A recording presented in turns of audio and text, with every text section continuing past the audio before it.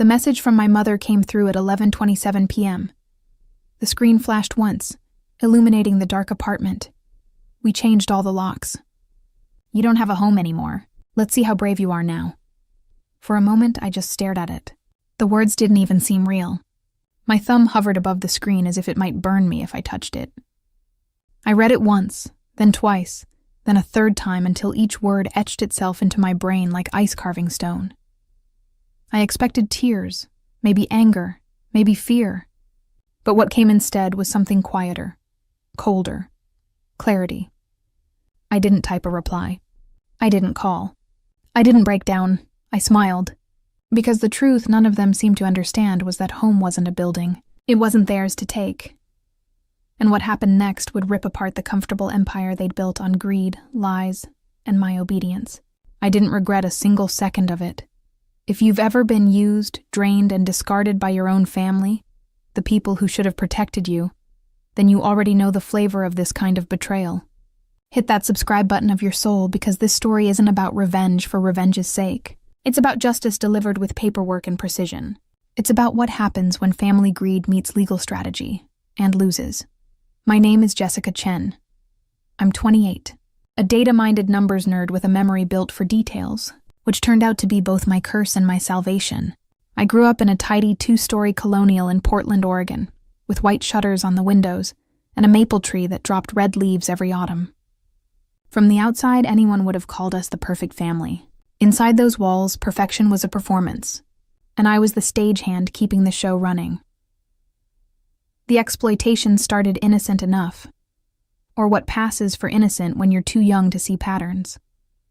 I was 14 when my father started giving orders instead of requests. Jessica, grab the ladder.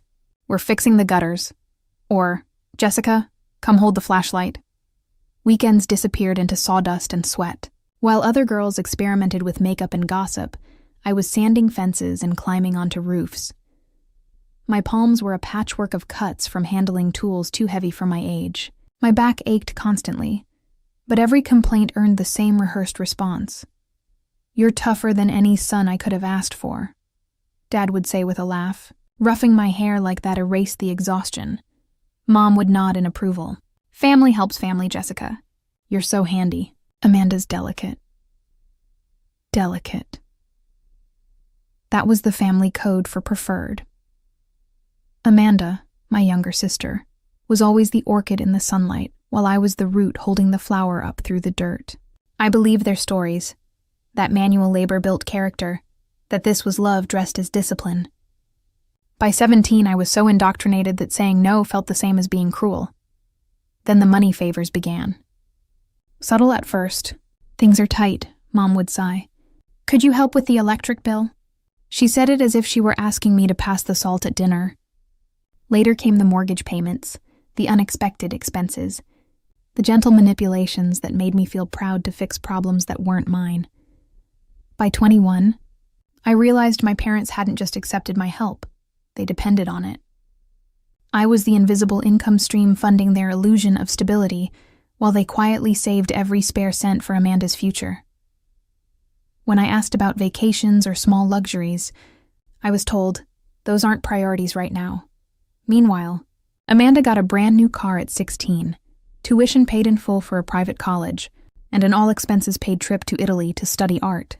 Worked 12-hour shifts balancing customer spreadsheets, while eating instant noodles at my desk, but love has a way of disguising itself as logic when you've been trained to accept crumbs. I told myself it was fair because I was the strong one, the responsible one. Being the dependable daughter made me feel important. Then, about a year ago, that illusion cracked. I noticed small things first. Whispers that stopped when I entered the room. Family, future planning chats where my name never came up. My gut told me something was off, but I couldn't prove it, until that night in March. I came home late from my accounting job, shoulders heavy from tax season fatigue, when I heard voices in the kitchen. I almost breezed past until I caught my name, so I froze and listened. The deed is in our names only, Mom said softly. Jessica doesn't realize all her help was voluntary. She won't get anything when we sell. Dad chuckled, a deep, nasty sound that didn't belong in the man I'd once trusted. She's never asked for paperwork. Classic Jessica. All heart, no business sense. Then came Amanda's voice, hesitant but curious. But won't she expect something? Mom snorted. Expect what? She gave gifts. Gifts don't buy ownership. I gripped the wall until my knuckles went white.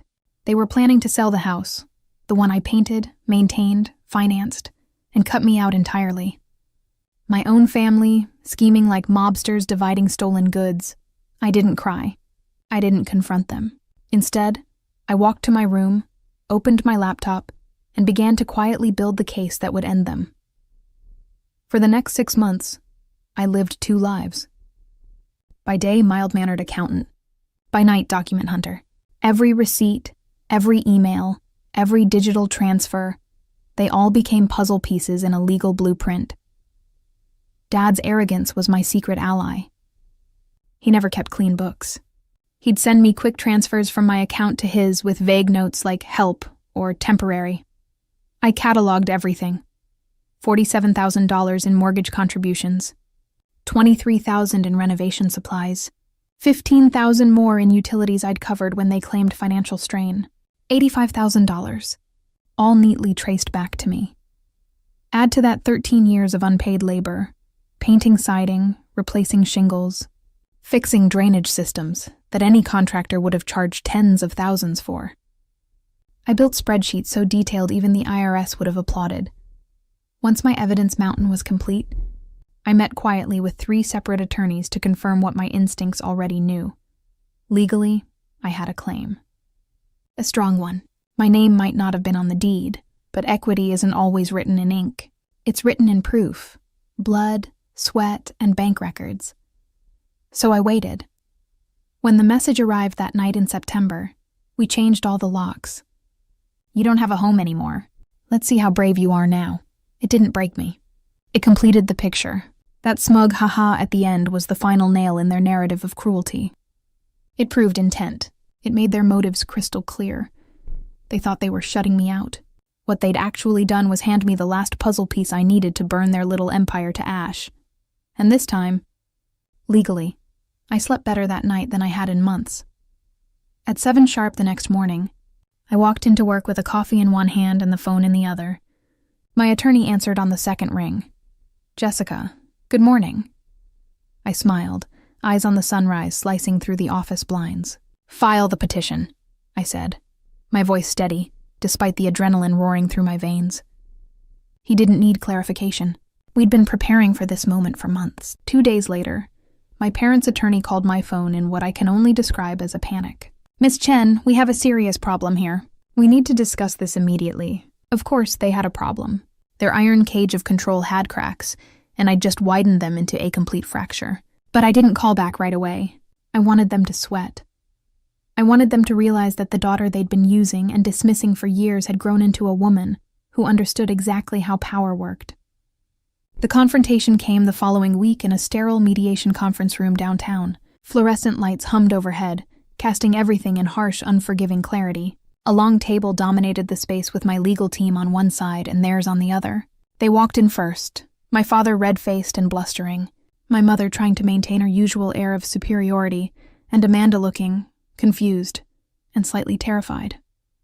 For the first time in months, I was in the same room with all 3 of them, and I felt nothing. No anger, no sadness, no residual love, just cold professional focus. I didn't make eye contact with any of them. Instead, I placed a thick manila folder on Unforgettable and slid it toward the center. What's this? My father demanded, his voice carrying that familiar tone of dismissive authority. My attorney opened the folder with deliberate precision. Documentation of my client's financial contributions to the property in question, as well as evidence of labor and materials provided over a 14-year period. Inside were copies of every bank statement, every receipt, every financial record I'd meticulously gathered. Bank transfers totaling $47,000 toward mortgage payments, receipts for $23,000 in home improvements and repairs, utility payments during their supposed financial emergencies, contractor invoices for work I'd funded when they claimed they couldn't afford necessary repairs. But the most damning evidence was a series of text messages and emails where they'd explicitly requested my financial help, promising it was temporary and that they'd make it up to him once their situation improved. My father flipped through the pages, his confident smirk collapsing with each turn. My mother tried to interrupt several times, but her voice kept catching in her throat as the scope of the documentation became clear. Amanda just sat there, her eyes darting between the papers and our parents' faces, finally realizing she wasn't the beloved daughter in a happy family. She was a beneficiary in a calculated scheme to exploit her sister. "This is ridiculous," my father finally sputtered. "Those were gifts, family helping family. Jessica never asked for any kind of formal arrangement." My attorney's response was calm and precise. "Mr. Chen, these documents show a pattern of solicited contributions made under their presentation that they were temporary assistance during financial hardship. My client has evidence that you and your wife deliberately concealed your true financial situation while accepting these payments." He pulled out another set of documents, bank statements I'd subpoenaed, showing my parents' actual financial position during the periods when they'd claimed to need my help. They'd had substantial savings accounts and investment portfolios the entire time. Furthermore, my attorney continued, "The text message your wife sent to my client explicitly, threatening to make her homeless, demonstrates malicious intent to deprive her of the benefits of her contributions." The silence in that room was suffocating. I watched my parents' faces as the reality of their situation sank in. That house, their fortress, their kingdom, their weapon against me was slipping from their control. My mother tried to speak first, her voice shaky and desperate.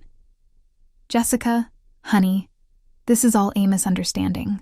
You never meant for me to document everything," I interrupted, speaking directly to her for the first time since entering the room. "You never meant for me to understand property law.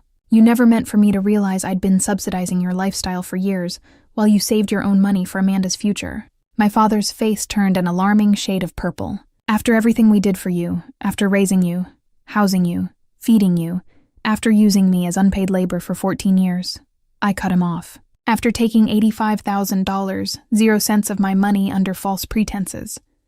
After planning to sell the house, I helped build and maintain it without giving me a cent of the proceeds." My attorney laid out our demands with surgical precision. "My client isn't seeking repayment of her contributions. She's seeking her rightful ownership stake in the property based on those contributions. Given the documented evidence of financial investment and labor, we're requesting a 50% ownership interest." The room exploded. My father started shouting about ungrateful children and legal extortion. My mother burst into tears, wailing about family loyalty and how I was destroying everything. Amanda just sat there in shocked silence, probably calculating how much her inheritance had just shrunk. But I remained calm, focused. I'd spent months preparing for this moment, and their emotional manipulations couldn't touch me anymore.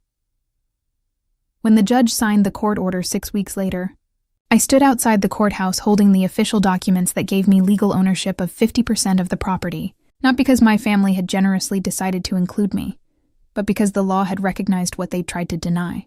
I'd earned my stake in that house through years of financial contributions and labor.